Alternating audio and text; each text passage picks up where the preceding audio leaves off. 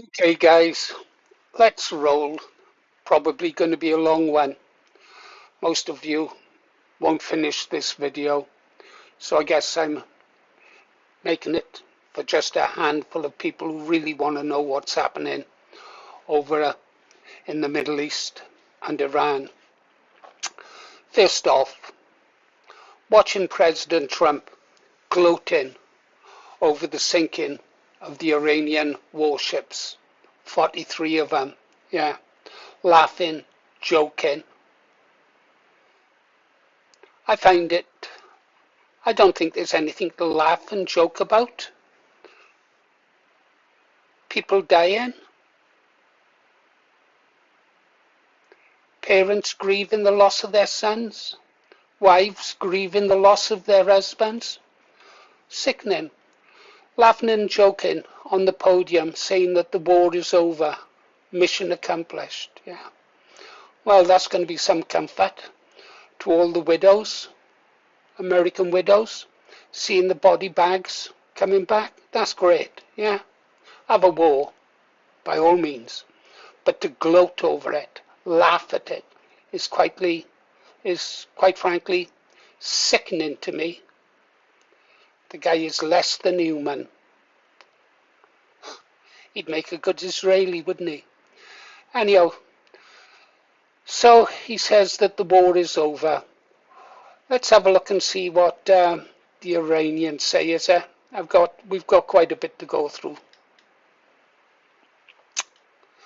Okay, Iran War Live. These live updates. Tehran vows to use powerful missiles, rejects Trump talks. Trump wants to talk. He's looking for an exit ramp. Yeah, he's driven onto a motorway that he's going to find it difficult to get off.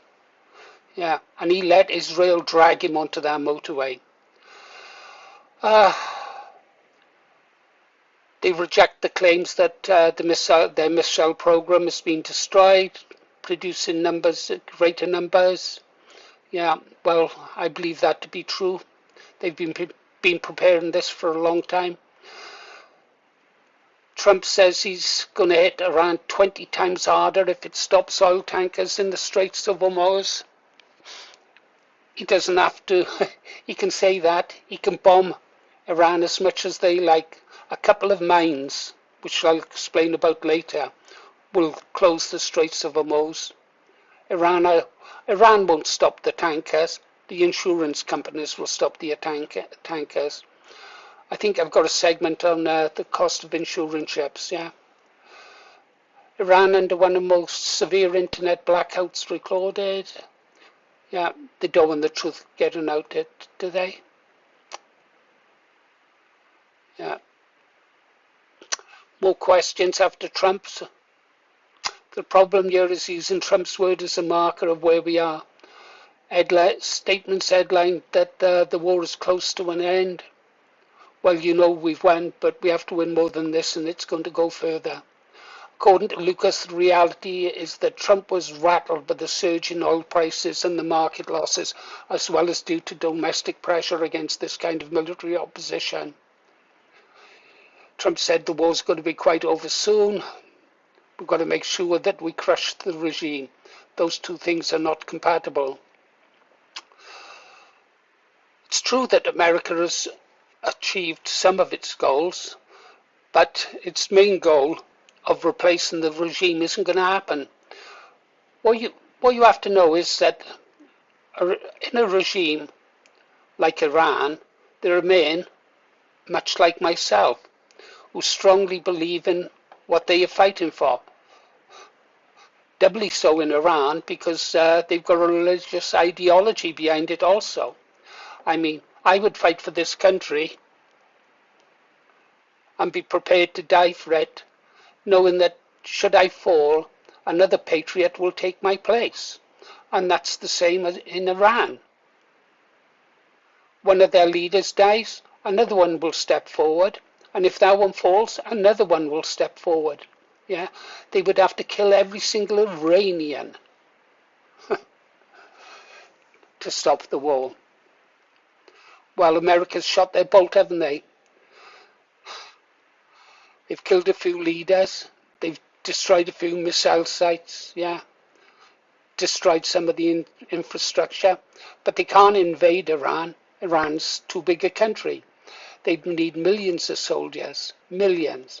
And even if they did were to land, get 1 million soldiers there, they still couldn't win because Iran has so many missiles and drones that those soldiers would be annihilated. Just look at how the soldiers on the ground fare in Ukraine. They don't do so good. Drones take them out all the time. The losses for America would be horrendous, even if they could get those troops there to Iran. Parliament Speaker says Iran definitely not looking for a ceasefire. No. The only Iran doesn't have to defeat America. All it's got to do is survive. America then will be forced to withdraw. But President Trump will declare it a victory. But in reality, America will be going on with their tail between their legs. Yeah, they can say we sunk 43 ships. We've destroyed their nuclear program again. Yeah. Despite international bodies investigating it, saying that there's nothing untoward going on with the Iranian, Ukrainian project or whatever they call it. We are definitely not looking for a ceasefire, the speaker wrote. We believe that the aggressors should be punched in the mouth so that it learns a lesson and will never think of attacking our beloved Iran again. Does that sound like someone who's been defeated? No. An Iranian ambassador said, who gives America the right to determine our leadership? And that's a good question. Yeah. Trump, if you don't install a leader approved by Israel, we will bomb you. Does that sound like the words of a sane man? Of course it doesn't. And let's go back to the bunker.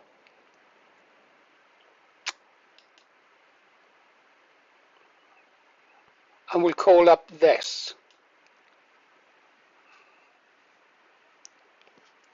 This is why America can't win. One mine. Insurance. It's through the roof, the insurance is. We're talking millions of dollars to insure a ship to go through the straits. Millions of dollars. Already they are stacked up, queuing, not sure whether to risk their ships. Russian and Chinese ships are being allowed to pass. Not the others. Interesting about the mines is, I served for a long time on mine hunters and minesweepers. Two different types of mines. You've got the floating mines that you sort of see there, anchored to the bottom, and then you've got your acoustic mines, thermal pressure mines, magnetic mines. And the straits are perfect for magnetic, thermal, and pressure mines. Those mines don't actually look like mines that you see there. They're big oblong things. I don't know how many feet they are, but they are big. And you just drop them on the bottom. And the waters in the straits are really shallow, and they are difficult to locate. Really difficult to locate. You'd need hundreds of specialist mine hunters and minesweepers to clear the straits. You only got to sink a couple of tankers with a couple of mines, and big money will do the rest because the ships just won't go through it. Let's have a look at something I was talking to Sam about. If you're not interested in the details, you can skip.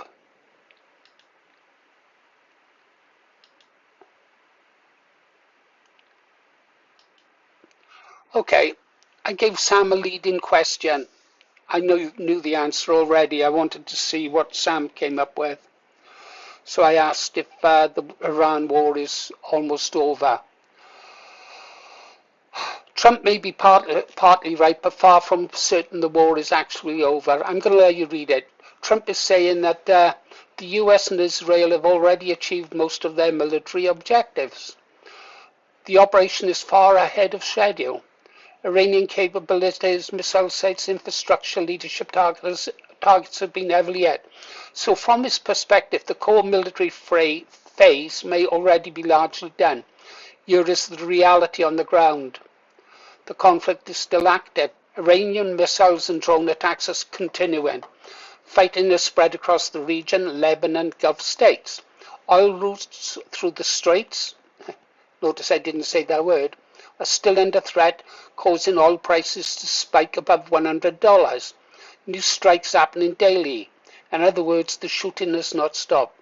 Why Trump might be saying this? Now, you and I both know that Trump is looking for an exit ramp. There are three realistic reasons leaders say these things during war.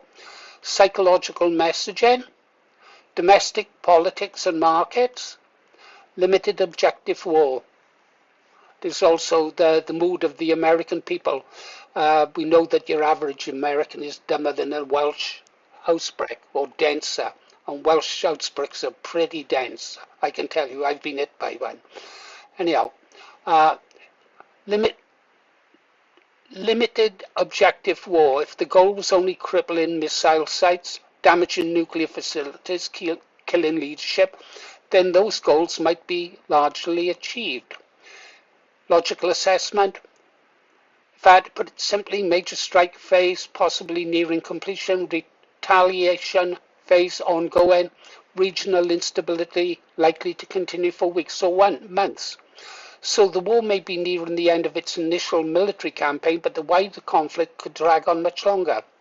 One strategic point you might appreciate from a naval perspective, I know you watch that closely, the straits will decide whether the war truly ends. And here is the crux of it all, guys, this bit here. The straits will decide whether the war truly ends. If Iran keeps threatening shipping there, the US Navy will not consider the war finished, regardless of what politicians say. That narrow bit of water has caused more strategic headaches than the entire continent. Show you something that people really talk about, wholesale, you immediately say, what's saying? I would like to see that, Sam. Could President Trump be preparing to declare a victory, saying all objectives met, and then pull back until the next time? Yes, that's absolutely realistic possibility.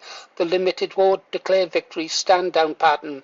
Strike hard fast, destroy specific targets, demonstrate overwhelming power, declare objectives achieved, pull back before escalation becomes uncontrollable. This is sometimes called mission accomplished warfare. Examples: the Gulf War, Operation Desert Fox, Operation El Dorado Canyon. So yes, Trump declaring victory and stepping back would fit a well-established model. What the likely objectives were: damage missile capability, hit drone production, destroy air defense, damage nuclear enrichment facilities, kill or disrupt leadership. Then leader can reasonably say mission is complete, even if skirmishes continue. Why the US often avoids total war: population 90 million plus, mountainous terrain, defender's paradise, massive missile arsenal, ability to close the Straits of Hormuz, proxy forces across the region. Full invasion would make Iran war look small by comparison. So strategic preferences usually hit hard, degrade capability, leave. What would happen next if Trump did that? US forces reduce direct strikes, naval presence remains high in the Gulf, Iran continues symbolic retaliation, diplomacy quietly begins. Conflict shifting to the hot war. Now let me show you the interesting part. Iran's maritime strategy. Got some pretty pictures there to look at. Hundreds of small fast boats, anti-ship missiles, naval mines, drones. The goal is simple: overwhelm large warships with many small threats. A US carrier group can destroy a few tankers easily. Dozens of hundreds arriving simultaneously become a different problem. And the people aboard those small boats would be prepared to die. We know that. Straits of Hormuz, only 21 miles at its narrowest point. Handful of mines. Just a handful of mines and swarm attacks could halt shipping, spike global oil prices, force Western navies to conduct mine clearing, and those minesweepers would be under threat. Slow, dangerous work. I know, I've done it. Yeah, I really do. I'll tell you one day how we locate and destroy magnetic mines. Seen it done dozens of times. Honest assessment, your instinct here is sharp. Trump may well be preparing the narrative. Iran tried to challenge us. We destroyed their capabilities. America is victorious. Then the US steps back before the war grows bigger. Attractive outcome. Show you something more interesting? Iran actually doesn't need to close the Straits of Hormuz to win strategically. Just the threat might be enough. Yes, please. This is one of the strategic ideas that planners understand. Why? Key point is this. Iran does not actually have to close the straits to create a strategic victory. Just making the world believe it might close it can be enough. Let's walk through the logic. 20% of the world's oil passes through the Straits of Hormuz. Some pretty pictures there so you know where it is.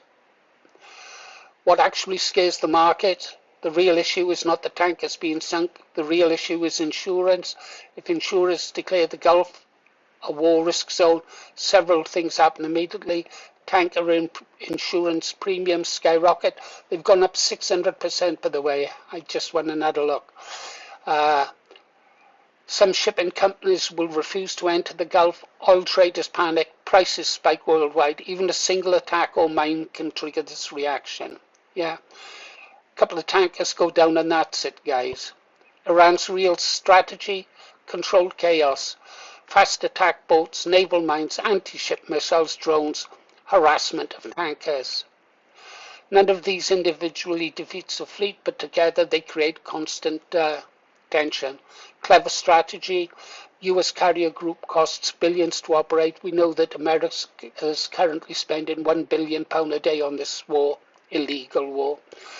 A small missile boat or sea mine cost almost nothing. I think it's about $20,000. So Iran forces superpower to spend enormous effort guarding shipping lanes. Asymmetric warfare. Why Trump might want the war to end soon? If the war drags on, three things could happen. Oil prices explode, the straits become unstable, global recession risk increases. So if the military objectives have been achieved, the smartest move may be to declare victory and avoid pushing Iran into a full disruption mode. I think the video's more or less over here, but we'll go to the end. A naval thought you might appreciate. You've spent time around ships and sailors. Most dangerous weapon in naval warfare is often not the biggest ship, it's the mine. Yeah, that's why even now we're still looking for mines from the Second World War. They're quite sophisticated. Measure the size of a ship going over from the pressure, and the mine will say, no, that's too small, I'll wait for a bigger ship, and so the mine will wait. Or if there's a large number of ships coming, the mine will actually count them going over to cause a bit of damage and chaos. Cause the convoy to scatter. So we'll go, ship one, no, ship two, no. Ship three, this is a big one, I'll have this one. Bang. No news channel is explaining. Iranian naval mines, the traditional ones that you need to sweep: contact mines, magnetic mines, acoustic mines, influence mines. I just spoke about that, didn't I? Yeah. I went to the mine warfare school. Some can be laid by small boats, submarines, disguised merchant vessels. Why mines terrify navies? Yeah. History shows how effective they are, why this matters right now. strategically out Western economies, quiet naval reality. Paul sailors know something civilians often forget. The sea is vast, dark, hard to control. Modern destroyer may carry sophisticated missiles and radar, but a $10,000 mine placed in the right spot can stop $1 million warship. I'm going to pause, see if they. Sam, I served aboard a mine hunter in the Royal Navy that hunted magnetic and acoustic mines. I also served aboard a minesweeper that trawled for mines on cables. What mines does Iran have? I think we have a story here, Sam, and we most certainly do. You do have a story, Paul. The naval mines Iran is believed to have. Classic contact mines, images didn't come up. Contact mines anchored to the seabed, floats at preset, detonates. Bottom influence mines, yeah, images didn't come up, sorry. Typical Iranian example, given the details of the mines. Rocket propelled rising mines. I don't know anything about those guys. I really don't.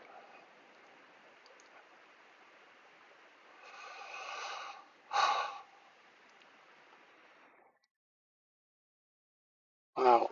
Limpet mines, special forces, Iran would lay them, and it goes on, and then it goes into the, is it topography or the bottom of the seabed around the Gulf? Let's go back to the bunker, is there? So, what do you think, guys? Do you think the war is over? Are you going to smile cynically when President Trump says, we won? The only people who won are the arms dealers in Israel. See you on the next one, guys. You've been listening to Paul Morris, The Green Arrow.